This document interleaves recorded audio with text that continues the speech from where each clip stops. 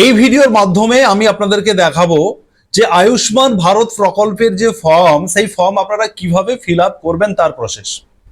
এবারে বলে রাখি, যাদের SPHH, PHH কিংবা AYY এই তিনটে ক্যাটাগরির রেশন কার্ড রয়েছে, তাদের নামিত ফর্ম আশা দিদিমণিদের কাছে বিডিও অফিস থেকে পৌঁছে দেওয়া হয়েছে বা আশা দিদিমণিদের কাছে রয়েছে। আশা দিদিমণিরা আপনার বাড়িতে সেই ফর্মটা পৌঁছে দেবেন। এই পর্যন্ত এটা প্রথমত রিপোর্ট।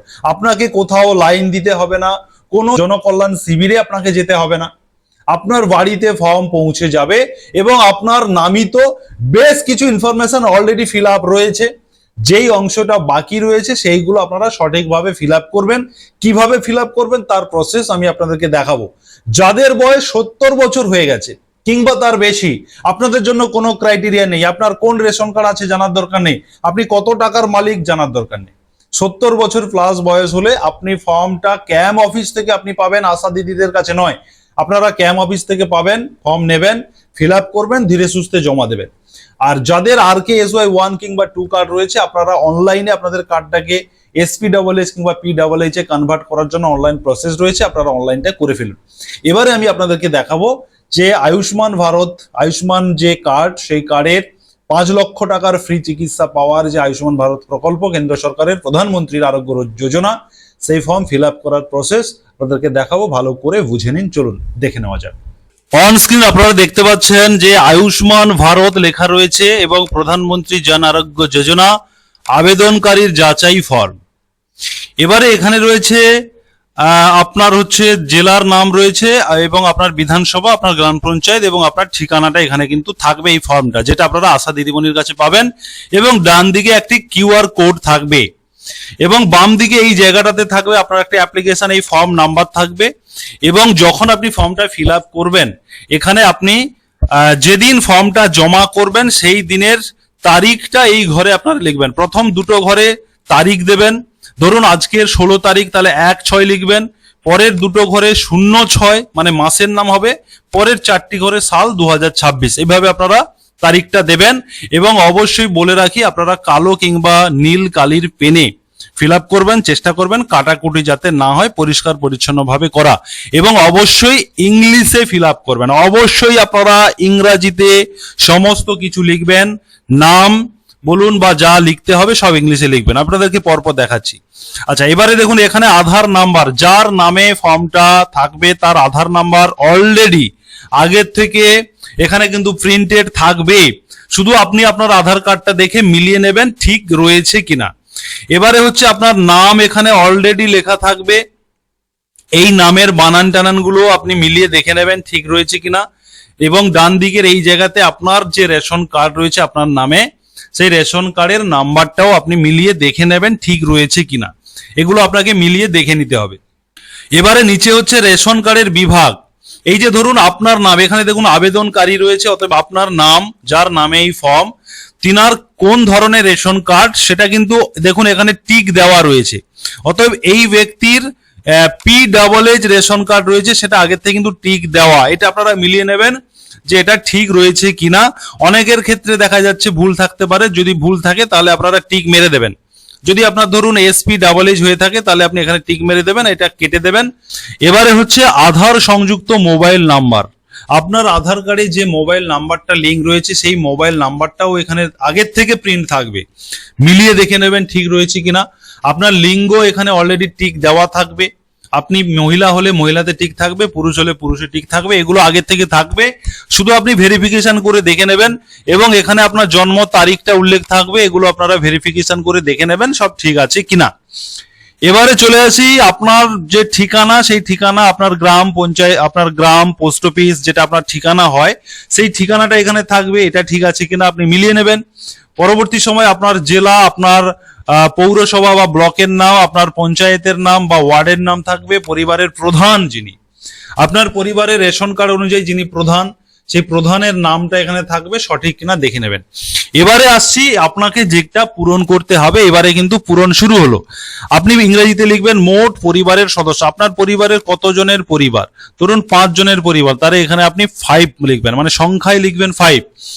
এবারে হচ্ছে আপনার প্যান কার্ড যদি থেকে থাকে তাহলে এখানে প্যান কার্ডের নম্বরটা আপনি ইংলিশে লিখে দেবেন।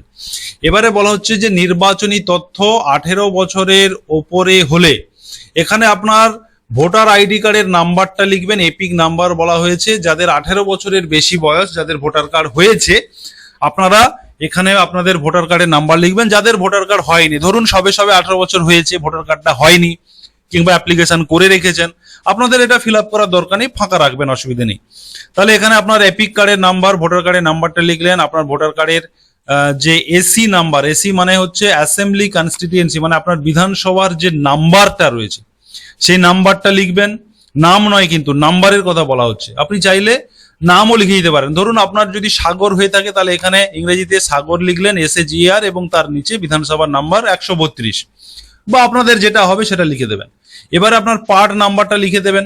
এবারে আপনার ক্রমিক নাম্বার মানে ভোটার কার্ডের যে সিরিয়াল নাম্বারটা কত সেটা লিখবেন, লাস্ট আপডেট তথ্যটা ধরে, ভোটার লিস্ট ধরে। এবারে চলে আসছি স্বাস্থ্য সাথীর বিবরণে।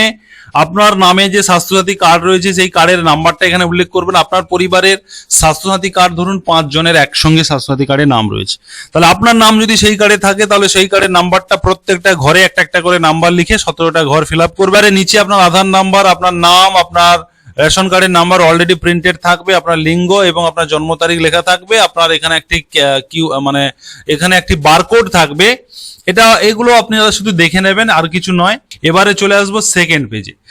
এবারে আসছি পরবর্তী পেজে, বলা হচ্ছে বাতিল করার মাপকাঠি। অতএব এখানে কিন্তু আপনাকে খুব সতর্কতার সঙ্গে ফিল আপ করতে হবে। কি করতে হবে? প্রথমে রয়েছে পরিবারের বার্ষিক আয়। আপনার পরিবারের বার্ষিক আয় 8 লক্ষ টাকার বেশি কিনা সেটা জানতে চাওয়া হচ্ছে। আপনি এটা ইয়েস হলে ইয়েস করবেন, না হলে নাতে টিক দেবেন। এবারে বলা হচ্ছে যে পরিবারের কোনো সদস্য আয়কর প্রদান করেন কিনা, মানে ইনকাম ট্যাক্স দেন কিনা। হ্যাঁ হলে হ্যাঁ করবেন, না হলে না করবেন। এই জায়গাটা কিন্তু আপনারা সতর্কতার সঙ্গে ফিল আপ করবেন। এটা কিন্তু ভাবনা চিন্তা করে করতে হবে। এবারে চলে আসছি SIR 2026 নির্বাচনে আপনার SSD তালিকাতে নাম রয়েছে কিনা। SSD মানে হচ্ছে আপনার অ্যাবসেন্টি, শিফটেড, ডুপ্লিকেট, ডিলেটেড। যদি এই তালিকাতে নাম থেকে থাকে সেটা আপনি ইয়েস নো করবেন। এবারে বলা হচ্ছে SIR ট্রাইব্যুনালে আবেদন চলছে কিনা, সেটা ইয়েস নো করবেন। এবারে বলা হচ্ছে আপনি CAA তে আপনার আবেদন করেছেন কিনা, সেটা আপনি এখানে টিক দেবেন। অন্নপূর্ণা যোজনার উপভোক্তা তালিকা থেকে নাম বাদ দেওয়া হয়েছে কিনা সেটা আপনি ইয়েস নো করবেন। ব্যক্তি জীবিত নন বা স্থায়ীভাবে স্থানান্তরিত হয়েছেন, আচ্ছা এই ব্যক্তি জীবিত নন কিংবা স্থায়ীভাবে স্থানান্তরিত হয়ে গেছেন, ইয়েস নো, সেখানে টিক দেবেন। অতএব এই জায়গাটা কিন্তু খুবই ভাইটাল, খুবই গুরুত্বপূর্ণ।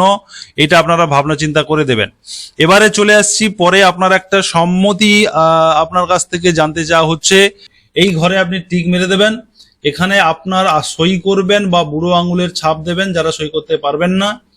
এরপরে আসছি ফ্রন্ট লাইন কর্মী যে রয়েছে, এটা হচ্ছে কারোর কাছ থেকে যদি আপনি সুপারিশ করান সেক্ষেত্রে তিনার স্বাক্ষর, তিনার পদ, তিনি কোন পদে রয়েছেন এবং তিনার নাম ইত্যাদি এগুলো ফিল আপ করতে হবে। এগুলো সবার জন্য নয়, আপনারা যদি সুপারিশ করাতে পারেন কোনো কোথাও থেকে তাহলে এটা ফিল আপ হবে, না হলে ফিল আপ করার দরকার নেই, ফাঁকা রেখে দেবেন, অসুবিধা নেই। এবারে চলে আসছি নিচে, বলা হচ্ছে যে শুধুমাত্র এটা অফিস ইউজ করবে, অফিস ইউজের জন্য রয়েছে, আপনারা কেউ কিছু ফিল আপ করবেন না। এখানে যিনারা ফর্মটা জমা নেবেন, অফিসার যারা, তিনারা টোটাল ফর্মটা পড়ার পরে, তথ্য যাচাই করার পরে এগুলো তারা একটা মন্তব্য দেবেন এবং তিনি কোন পদে রয়েছেন সেগুলো তিনারা লিখবেন। এগুলো সমস্ত অফিসের কাজ এবং তিনি এখানে স্বাক্ষর করবেন। এটা হচ্ছে আপনার মূল 2 পেজ রয়েছে। এই দুটো পেজের ফর্ম আপনারা আশা দিদিমণিদের কাছ থেকে আপনারা পাবেন এবং আশা দিদিমণি আপনার বাড়িতে এই ফর্মটা পৌঁছে দেবেন।